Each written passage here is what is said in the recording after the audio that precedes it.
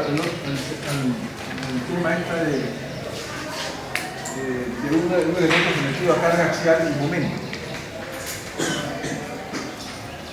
Que es realmente el último tema del tipo de miembro que se presenta en una estructura, muy parecido al que vimos en el hormigón, ¿no?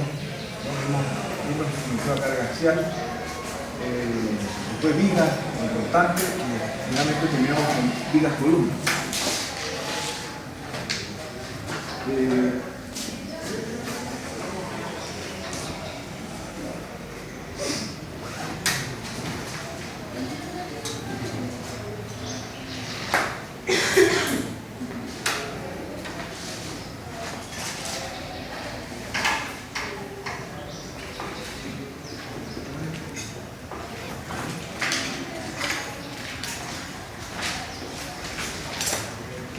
Es una estructura espacial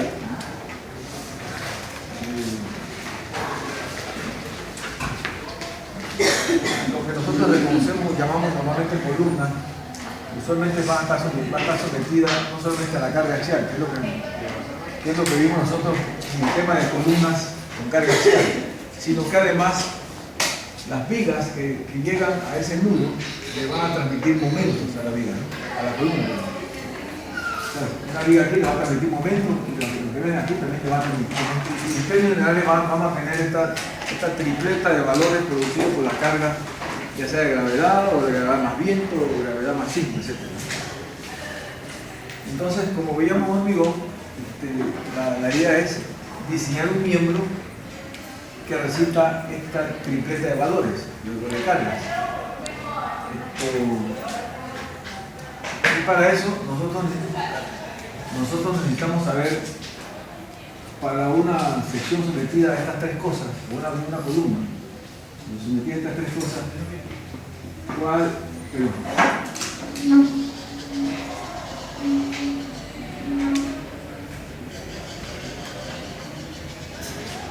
¿cuál sería la tripleta de valores resistentes para que sean mayores que esa tripleta de...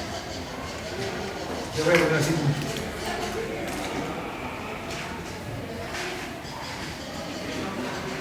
Voy a expresar el concepto de esta forma, ¿no? O sea, yo necesito, cuando voy a diseñar este elemento, yo necesito poner un miembro tal que estas tres cosas sean, o sea, esta tripleta de valores resistentes sean mayor que esta tripleta de valores de carga.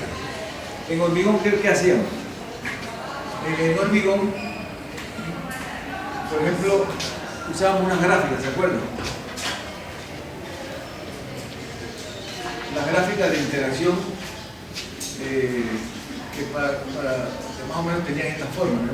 Unas curvas, dependiendo de la cantidad de acero de las columnas, teníamos una gráfica así. Entonces, de la FIPN y la FIMN. O sea que esas gráficas nos decían, por ejemplo, que una columna con este porcentaje de acero, digamos, esta es la gráfica de 2% de acero, con esta carga y este aumento fallado. O sea, este valor y este valor de momento eran el par de valores que hacían fallar la columna. Cuando teníamos una columna con momentos en la otra dirección, eso para representarlo gráficamente sería más bien una superficie.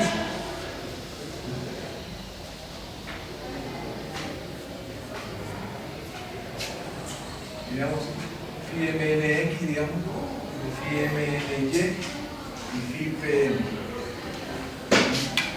Esa curva, o sea, en vez de tener una línea en un plano, teníamos una superficie en el espacio. Entonces, esa superficie era la superficie que representaba. Cada punto de esa superficie representaba la tripleta de valores que hacían fallar la columna. En hormigón, como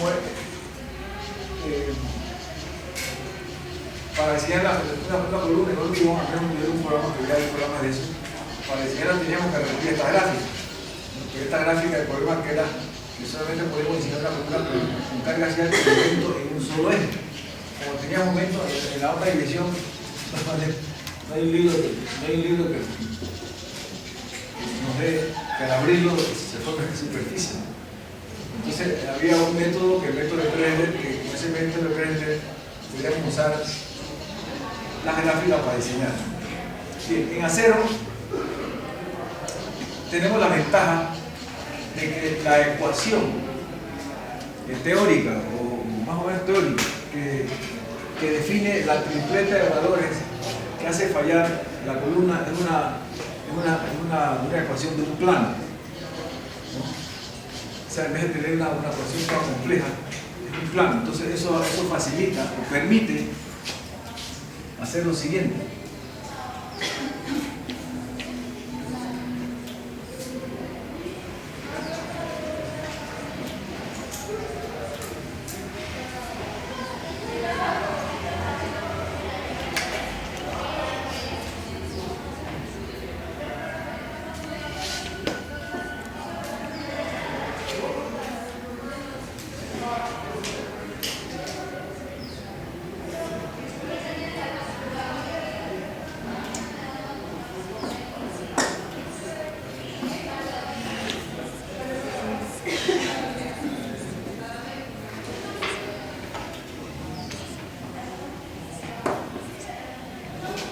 Esta es la ecuación, se puede decir que esta es la ecuación de interacción, ¿no?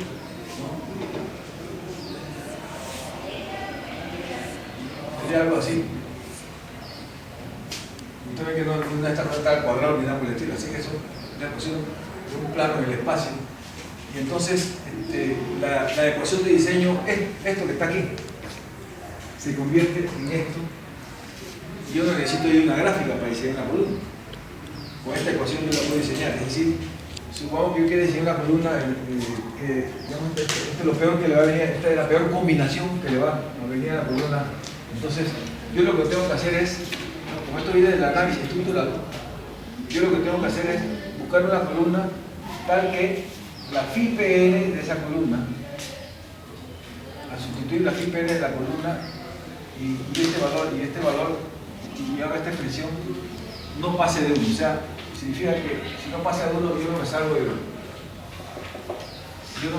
del volumen que está allá adentro. O sea, todos los puntos, todas las tripletas de valores que están dentro de ese volumen allá adentro son soluciones. Y el diseñador lo que tiene que tratar de hacer es que la suma de estas tres sea lo más cercano de uno para que el punto de, o sea, la tripleta de valores lo más cercano a esa solución, porque sería lo más económico. Esta es la ecuación, esta es una de las ecuaciones. Esa ecuación se usa si las cargas son mayores que un 20%. Ahora vamos a explicar estos tres términos que son. Esto que está aquí, nosotros ya sabemos cómo hacerlo, porque ya vimos cómo se calcula la phi PN de la columna si solamente estuviera sometida a carga axial. O sea, esto que está aquí no es más que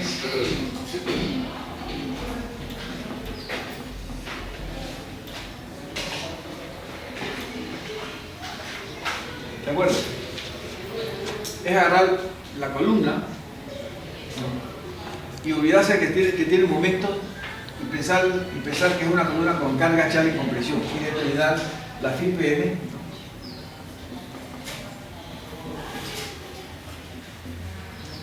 Calcular su lambda, a ver si está acá o acá, y con eso sabemos si usamos esta ecuación de F crítica o esta ecuación de F crítica, ¿no? Bueno, y multiplicado por el área y daría la phi PN. Esa es la manera de determinar la phi PN en esta ecuación. O sea, pensar que el elemento es un elemento sometido solamente a carga axial, olvidarse del aumento y ver cuánto es esto. Y esto que está aquí es ver cuánto resiste eso considerado, o sea, olvidándose de estas dos, cuánto resistiría la columna si fuera una viga parada en vez de acá que teníamos que ver dónde cae, y ya lo sabemos hacer. Quitar la L de su P, la L de su R. Analizar la columna, ver el largo apuntalamiento ¿Dónde está? Que normalmente una columna de largo apuntalamiento no es más que la distancia esta.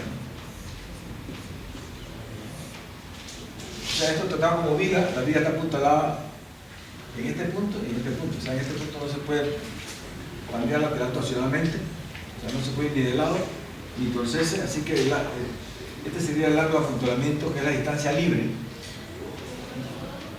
Ustedes quizás pueden tomar conservadoramente la distancia del centro del nudo al centro del nudo, pero si quieren afinar un poco, en realidad el largo de pandeo lateral torsional va a ser el largo libre. O sea, en el fondo de la viga, del fondo de esta viga a la parte superior de la viga. Normalmente esta distancia hace que las columnas normalmente caigan en el tipo 1, porque este largo del apuntalamiento, 10 pies, 8 pies, dependiendo del... Normalmente hace que la columna esté en esta región, o si acaso un poquito por acá. Y con el valor de C sub B, lo más probable es que lleguemos, acuérdense que estas dos ecuaciones están afectadas por el valor de C sub B, y por el tipo de diagrama momento que no es uniforme, es posible que lo más probable es que la columna prácticamente tenga como capacidad el punto 9 ZX. Esto que está acá, ¿no?, es cuánto resiste la columna si la flexionamos alrededor del eje débil.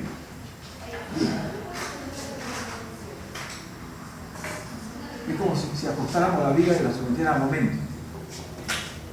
Una sección de tipo W flexionada en esta forma no tiene problema de pandeo, no se pandea lateral torsionalmente, porque cuando la viga tiene esta configuración, esto sí es muy débil lateralmente y es muy débil en torsión, pero esto, una sección trabajando acostada, es decir, flexionada alrededor del eje Y, pero no se pandea lateral torsionalmente, lo cual significa que este valor va a ser phi, punto 9 ZY por el Y. Así que a menos que tengamos un problema de pandeo local, ¿no? Tanto en esta como en esta, tengamos que reducir la capacidad, pero normalmente la mayoría de las columnas que se fabrican son compactas en el ala, así que normalmente esto es muy raro que esto sea menor que esto, o sea que la columna por efecto de la fricción alrededor del eje débil tenga un problema de pandeo local en el ala, ¿no? Pandeo localmente por la compresión, ¿sí? Así que esta es la ecuación para diseñar las columnas de un edificio sometida a carga axial, momento en X y momento en Y. Esta es la ecuación que se usa si la carga es relativamente grande, o sea que si este valor le da 2.25, esa es la ecuación correcta. Ahora, si tenemos una columna tal que al calcular esto apenas digamos un 10% de peso de, entonces la ecuación cambia, es muy similar, pero único que aquí va un 2 y este 8 no va a estar.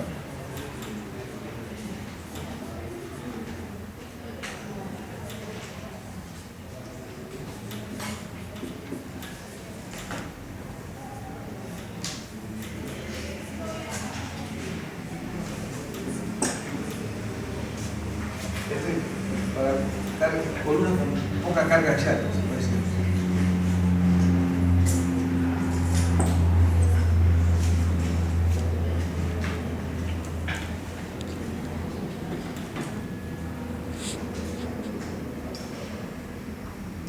Así que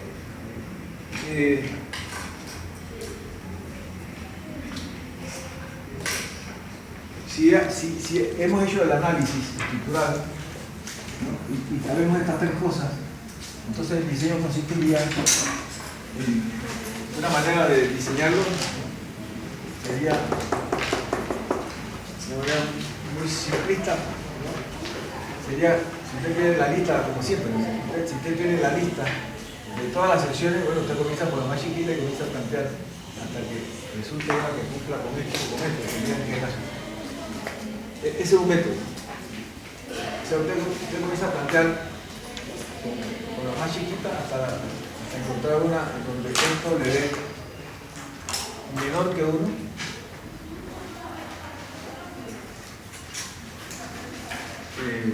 Y ahí encuentra su solución. Lo que pasa es que, claro, si usted ve en el código, usted ve la cantidad de secciones que hay en el código, hay como fácilmente, no sé, 600, 800 secciones. Este es un proceso que no es muy eficiente para efectos de diseño. Lo que pasa es que hay algunas reglas o algunas guías para no comenzar desde la más chiquitita, ¿no? Y por experiencia hay manera de más bien comenzar, digamos, decir, uno sabe que de esto la columna no va a ser tan chica como esta, hay unas guías que le van a decir que más o menos la columna debe tener tantas pulgadas cuadradas, más o menos. Entonces puede comenzar y puede eliminar estos tanteos que le toman tiempo. Va a necesitar menos tanteo que comenzar de más chiquitito. Esas guías las vamos a ver más adelante. Pero aquí lo importante es lo siguiente, y hay que otra vez volver a lo que se vio en Hormigón. Y es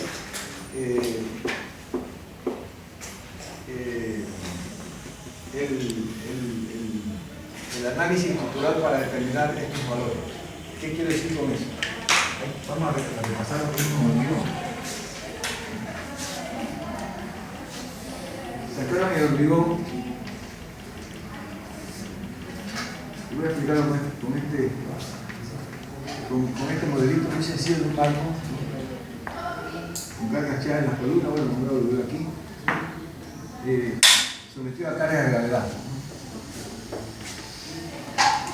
Los análisis que tradicionalmente aprendemos en el curso de estructura 2, 3, 4, lo que sea, parten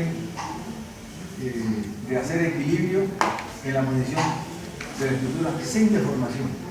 Es decir, si agarramos cuerpo libre de esta columna, los análisis nos va a decir de esta columna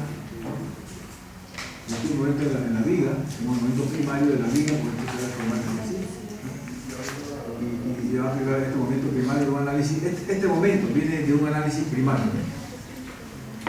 Cuando quiero decir un análisis primario, o sea, en este caso, por ejemplo, particular, de un gran momento así, ¿no? Máximo aquí y cero acá. Y en ese caso, pues usted ve que el punto más crítico de la columna es este nudo, ¿no? Porque ahí el momento es el máximo y la carga axial es la misma que acá. Aquí el momento es menor y la carga axial es la misma. Así que, por lógica, este es el punto más crítico. Si eso fuera el caso, ¿no? Yo pudiera entrar para decir mi columna con este momento en mi ecuación directamente. Se acabó.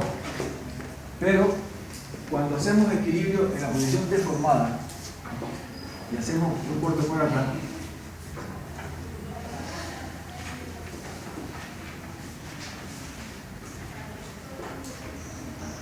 voy a poner M' o una distancia ahí, un momento.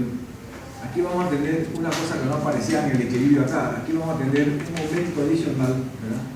Debido a P por Y. O sea, además del momento primario, vamos a tener un efecto adicional del momento secundario. O momento de segundo orden, también le llamamos. Momento secundario, momento de segundo orden, vamos a ver.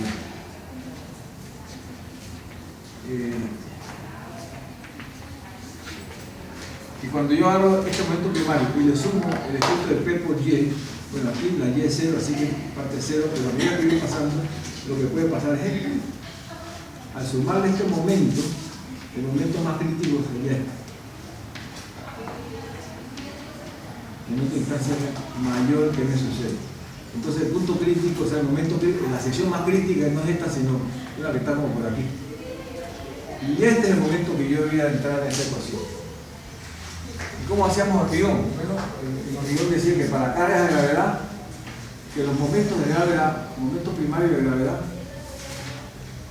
lo tenías que multiplicar para tomar en cuenta este momento, que podía ser mayor que el momento de sucesión, lo multiplicaba por un factor de amplificación. Y ese factor de amplificación era C sub n entre 1 menos la P última de la columna, más o menos, entre la P crítica de la columna. Hay un factor por acá que era la punto de 25, no me acuerdo. Pero básicamente esta era la fórmula para calcular, para determinar si había un momento más crítico que este debido al efecto secundario. Ahora, si la columna es una columna muy rígida, o sea, no se deforma tanto, entonces lo que puede pasar es que al sumar a este momento primario, este secundario, todavía este sigue siendo más crítico. Es decir, si C sub n, si ns, al calcularlo con esta fórmula, da que punto 8, ¿qué significa eso? Que entre estos puntos no hay un momento más crítico que estos, por lo tanto, yo voy a decir mi columna con este, no con este. Por eso que en la ecuación, voy a poner aquí en la ecuación, dice mayor que 1. Es decir, si al calcular esto usted le sale punto 8, no use punto 8 porque no está diseñando bien, está diseñando la columna con este momento cuando el momento crítico es este. Dice que había que usar 1. En acero, la fórmula es igualita. La fórmula es la misma, lo único que en acero le llaman B1.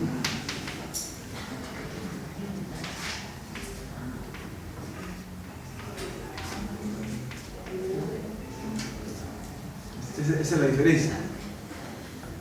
¿Se acuerdan que en hormigón, bueno, la fórmula de C sub n es la misma? Y C sub n es igual a punto 6 más punto 4, el momento más chico del medio de arriba o de abajo, entre el momento más grande y el otro mismo. Y esto era positivo si había doble curvatura, y esto era negativo, el signo era ponerlo como negativo si los momentos eran tal que por distribución a doble curvatura. Todo depende. Si los momentos eran el mismo sentido, la Y va a ser más grande que si la curvatura es doble, ¿no? ¿Y qué es la P crítica? Bueno, la fórmula de Euler. P crítica es I cuadrado de I entre K L cuadrado. Y para carga de gravedad, como no hay movimiento lateral, o sea, prácticamente con carga de gravedad el edificio es bastante cinético, es como si la columna viviera con este pandero. Y conservadoramente se puede asumir esta K igual a 1 para carga de gravedad.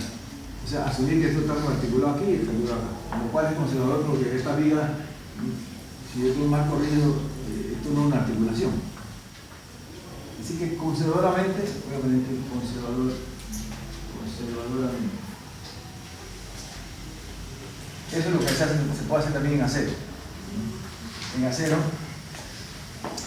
podemos usar una K igual a 1 conservadoramente. Ahora, si usted quiere afilar un poco, bueno, usted puede alojar más por esto o nomogramas, y usted va con la phi A y la phi B y encuentra la K que va de 0, pero va de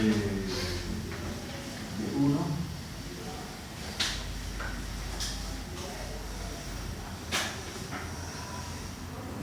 Máximo 1 de punto 5, perdón, va del máximo mínimo punto 5 a 1. Jamás pasa de 1, porque 1 es el caso menos crítico, es decir, el caso más débil es si yo estoy articulado aquí, o sea que si la columna arriba nadie le restringe que rote, en el nudo abajo también, articulada arriba y abajo, que sería este caso. Pero a medida que yo tenga algo que restrinja, entonces se va haciendo menor que 1. Y al hacer menor que 1, ¿no?, la P crítica me va a dar más y este factor va a ser menos. Por eso yo es conservador usar K igual a 1. Normalmente se hace. Y normalmente para el grueso de las columnas, esto sale siempre menor que 1. Así que normalmente, normalmente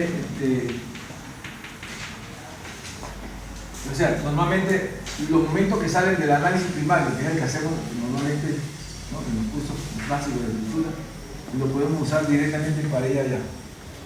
Porque este efecto P, a menos que la columna sea muy esbelta y la deformación sea tan grande que este efecto P por Y haga que el momento crítico esté por acá y no acá arriba. Es muy raro encontrar una columna que se deforme tanto que el efecto P por Y afecte el gran momento primario, ¿no?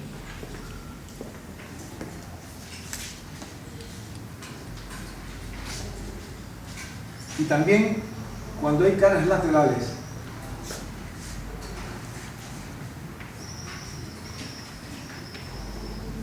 en un edificio de no adiestrado, entonces tenemos este caso, que en los análisis que aprendemos a hacer en los cursos clásicos de escritura, hacemos el equilibrio de la posición sin deformar, pero cuando yo hago equilibrio con la columna así, tenemos el momento, digamos, primario.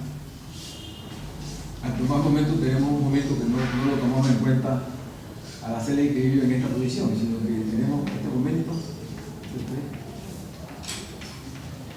sea, el diagrama momento primario sería algo así, pero al sumarle esto va de máximo a 0, o sea, así.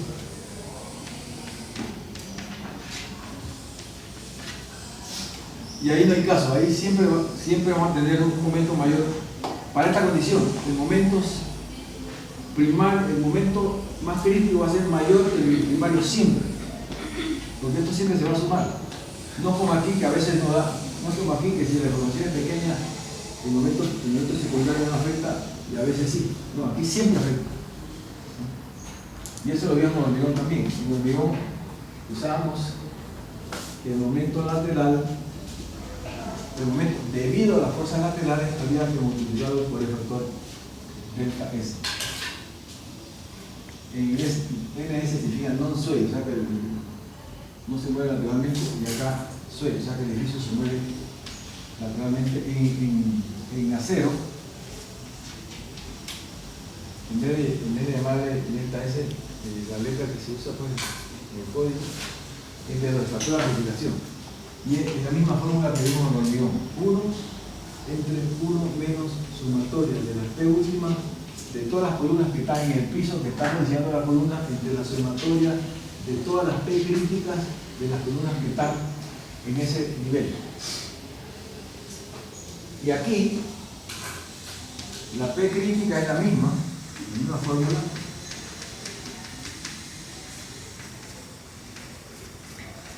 Pero ahora la K no es la K de una columna que se pandea así, sino una columna que se puede decir que tiene este largo, hasta acá. Y ahí podemos usar el punto 9 multiplicado por la formulita esta, o y a los abajos para el edificio no arrastrado.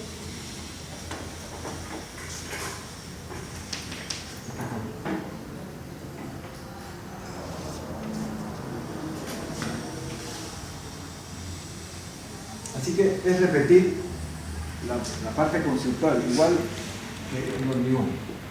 Y los momentos hay que amplificarlos por el efecto ese secundario, todos. Los de gravedad por B1 y los momentos debido a fuerzas laterales por B2. Y entonces meterlo en la fórmula. Entonces, meterlos acá para efectos de diseñar. ¿Qué significa eso? Significa que cuando hacemos un análisis vamos a tener que hacer dos análisis separados, ¿no? Porque supongamos que usted está usando un programa de computador que analiza la escritura y usted modelan el edificio y le meten cargas de grabado más bien.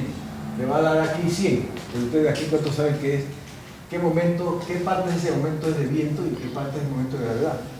Porque hay que, cada uno se tiene que multiplicar por factores diferentes. Eso significa que lo que hay que hacer realmente es agarrar el modelo o el análisis y hacer un análisis para gravedad solito, ¿no?